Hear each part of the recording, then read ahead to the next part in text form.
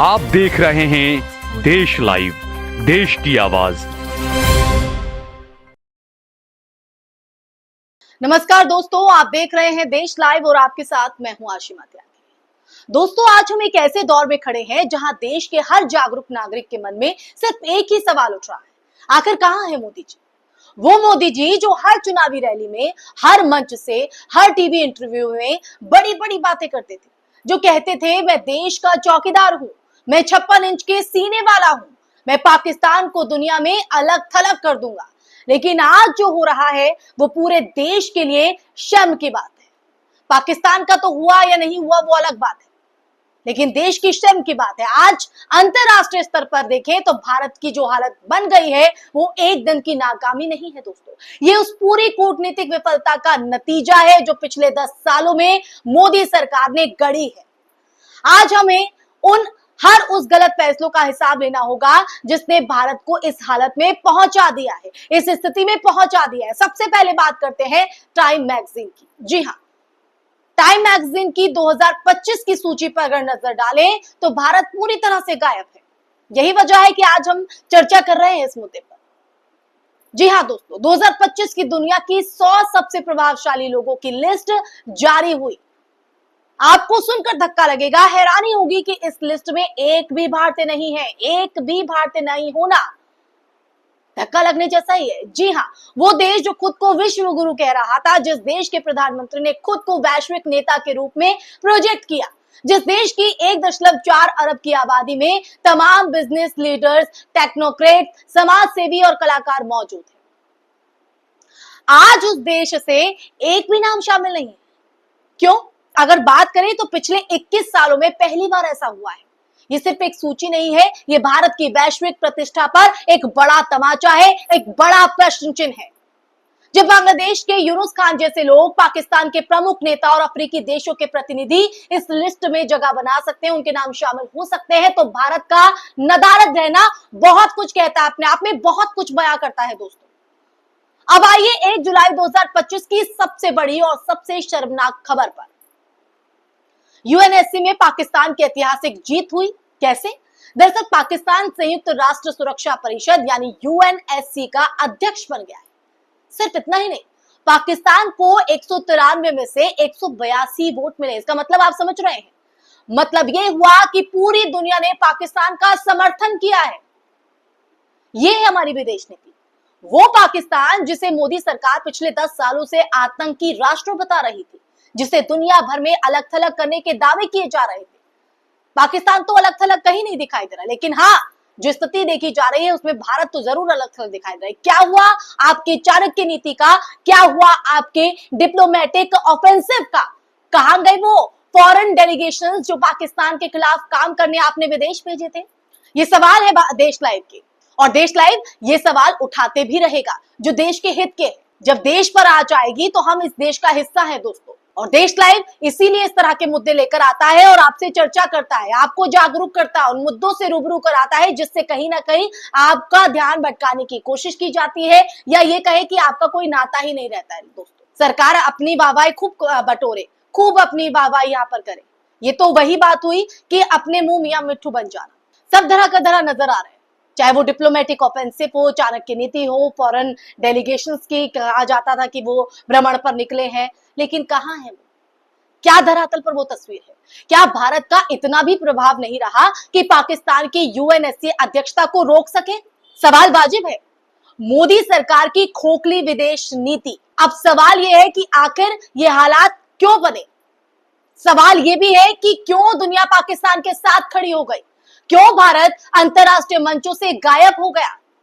तो जवाब है मोदी सरकार की फेल विदेश नीति। जी हां, फेल विदेश नीति। मोदी जी ने अपने कार्यकाल में विदेशी यात्राओं को इवेंट बना दिया था। हाउडी मोदी, नमस्ते Trump, Paris summit, G20 selfies, ये ऑर्गेनाइज जो है वो किया गया इवेंट। हर यात्रा सिर्फ इवेंट मैनेजमेंट बनकर रह गई। मैं ये गलत नहीं कह रही, असल मुद्दों पर कोई रणनीति नहीं बनी दोस्तों, और यही वजह है कि आज हम यहाँ खड़े हैं, इस हाशिए पर खड़े हैं, क्योंकि कोई स्थायी विदेश नीति यहाँ पर नहीं नजर आई, कोई दीर्घकालिक विजन नहीं दिखाई दिया, सिर्फ हवाबाजी, सिर्फ जुमलेबाजी। तो देखा जाए एक तरह से तो सिर्फ इमीडिएट हेडलाइंस, सिर्फ फोटोज, सिर्फ सोशल मीडिया पर पीआरआई। समझ रहे हैं आप इसका मतलब? क्योंकि जब चीन ने लद्दाख में घुसपैठ की, मोदी सरकार खामोश रही। जब अमेरिका ने भारत की आलोचना की, तब भी सरकार ने कोई कड़ा जवाब नहीं दिया। क्यों? जब कनाडा, यूके और यूरोपीय यूनियन में भारत की छवि माइनॉरिटी सप्रेसर के तौर पर पेश की गई, बननी शुरू हुई, या ये कहे सरकार ने सिर्फ वेस्टर्न प्रोपेगेंडा कहकर पल्ला झाड़ लिया। क्या इतने भर से हो जाएगा? लेकिन दोस्तों ये नहीं हुआ। इसका परिणाम ये हुआ कि आज भारत की डिप्लोमेटिक पावर खत्म हो गई है। जिस तरह से सूची में नाम शामिल नहीं है भारत का, भारत की गिरती वैश्विक रैंकिंग्स की अगर बात की जाए तो सिर्फ विदेश नीति ही नहीं, भारत की आर्थिक और सामाजिक छवि भी लगातार गिर रही है दोस्तों, लगातार। गोल्ड प्रोडक्शन भारत टॉप 50 में भी नहीं है। आईएमएफ डेटा, भारत का पर कैपिटा इनकम जो है वो बांग्लादेश से भी नीचे है। ग्लोबल हंगर इंडेक्स की अगर बात की जाए तो भारत 110वें स्थान पर पहुंचा हुआ है। प्रेस फ्रीडम इंडेक्स की बात करें तो भारत नेपाल, श्रीलंका और बांग्लादेश से भी नीचे पहुंचा है। डेमोक्रेसी इंडेक्स में भारत की रैंकिंग हर साल गिर रही है, हर साल। ये तो स्थिति है। ह्यूमन राइट्स रिपोर्ट्स की बात करें तो अमेरिका, यूएन और यूरोपीय यूनियन की रिपोर्ट में भारत की जो छवि है वो असहिष्णु राष्ट्र की तरह पेश की जा रही है या पेश हो रही है। क्या वजह है इसके पीछे की? इन खामियों को देखना होगा, इन खामियों को समझना होगा। ये सिर्फ आंकड़े नहीं है दोस्तों, ये मोदी सरकार की नीतियों की असफलता की गवाही है। जो अपनी वाहवाही कर रहे हैं वो सुन लीजिए और देखिए, जनता के साथ भी कहीं ना कहीं धोखा हुआ है। जब सरकार से सवाल पूछे गए तो जवाब क्या मिला? देश विरोधी एक्शन काम कर रही है, अंतरराष्ट्रीय साजिशें हो रही है, इंडिया राइजिंग, दुनिया जल रही है उससे। इस तरह के जवाब यहां पर दिए गए। लेकिन हकीकत सबके सामने है, आपके और हम सबके सामने है। आज भारत का छात्र विदेश में शर्मिंदा है दोस्तों। आज भारतीय व्यापारी इंटरनेशनल डील्स में खुद को असुरक्षित महसूस कर रहा है, अनसेफ फील कर रहा है। इसके पीछे की वजह आप क्या मानते हैं? आज भारतीय पासपोर्ट की वैल्यू पहले से कमजोर हो चुकी है दोस्तों। तो स्थिति आप समझ रहे हैं।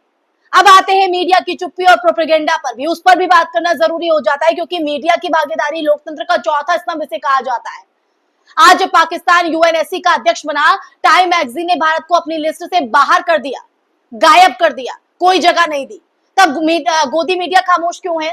तब सवाल क्यों नहीं किए जा रहे सत्ता से? क्यों नहीं हो रही 9 PM की डिबेट?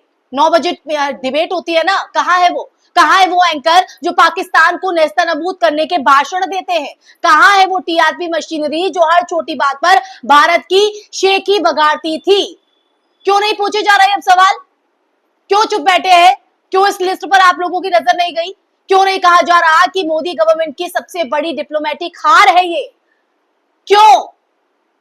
इसलिए दोस्तों, अब जनता का वक्त है जागने का। मैं हमेशा हर वीडियो में आपको ये कहती हूं। जी हां, बिल्कुल सही सुना है आपने, अब वक्त है जागने का। देश सिर्फ इवेंट, जुमलों और मीडिया ड्रामों से नहीं चलता है दोस्तों। ये देश मजबूत विदेश नीति, आर्थिक स्थिरता और सामाजिक समावेश से चलता है। तो ऐसे में आज जनता को अपने हक के लिए आवाज उठानी होगी, आगे आना होगा। आज हर युवा, हर छात्र, हर किसान, हर व्यापारी को सवाल पूछना होगा, क्योंकि सवाल पूछेंगे तभी तो जवाब मिलेंगे ना। क्यों भारत टाइम की लिस्ट से बाहर है? क्यों पाकिस्तान यूएनएससी का अध्यक्ष है? ये देश लाइव के वो तमाम बड़े सवाल। क्यों भारत की वैश्विक रैंकिंग्स लगातार गिर रही है? क्यों भारत की छवि दुनिया में कमजोर हो गई है? विश्व गुरु कहते हैं ना, विदेश नीति बहुत स्ट्रांग है। अगर आज भी हम नहीं जागे ना दोस्तों, तो अगले 5 सालों में भारत और गहरे अंतरराष्ट्रीय अपमान झेलेगा। मोदी सरकार को जवाब देना होगा। अगर देश लाइव को वो सुन रहे हैं, देश लाइव के सवालों को सुन रहे हैं, तो देश लाइव को ना सिर्फ बल्कि पूरी देश की जनता को जवाब देना चाहिए, क्योंकि देश अब और अपमान नहीं सहेगा। क्योंकि आज देश की साख का सवाल है, आज देश की प्रतिष्ठा का सवाल है, आज देश के भविष्य का सवाल है दोस्तों। तो इसलिए ये देश लाइव के सवाल तो है ही, लेकिन जनता के भी हैं। सत्ता के नुमाइंदों को जवाब देना चाहिए। अब और जुमले नहीं, अब सिर्फ जवाब चाहिए। जागो जनता जागो, वरना इतिहास माफ नहीं करेगा। इसलिए चुप्पी छोड़िए, आवाज उठाइए, सवाल पूछिए। इसी के साथ इस वीडियो में फिलहाल के लिए बस इतना ही। अगर आपको मेरी वीडियो पसंद आई है तो आप मेरी बात से सहमत है, कमेंट करके जरूर कमेंट बॉक्स में बताइएगा। मेरी इस वीडियो को ज्यादा से ज्यादा शेयर कीजिएगा। देश लाइव ऐसे मुद्दे लगातार उठाते रहेगा जो आपसे सीधे जुड़े हुए हैं, जो देश के हित से जुड़े हुए हैं, क्योंकि हम देश को गिरने नहीं देंगे, देश को झुकने नहीं देंगे। ये देश हमारा है, आपका है, हम सबका है, तो भागीदारी भी हम सबकी ही होनी चाहिए दोस्तों। जय हिंद, जय भारत, नमस्कार।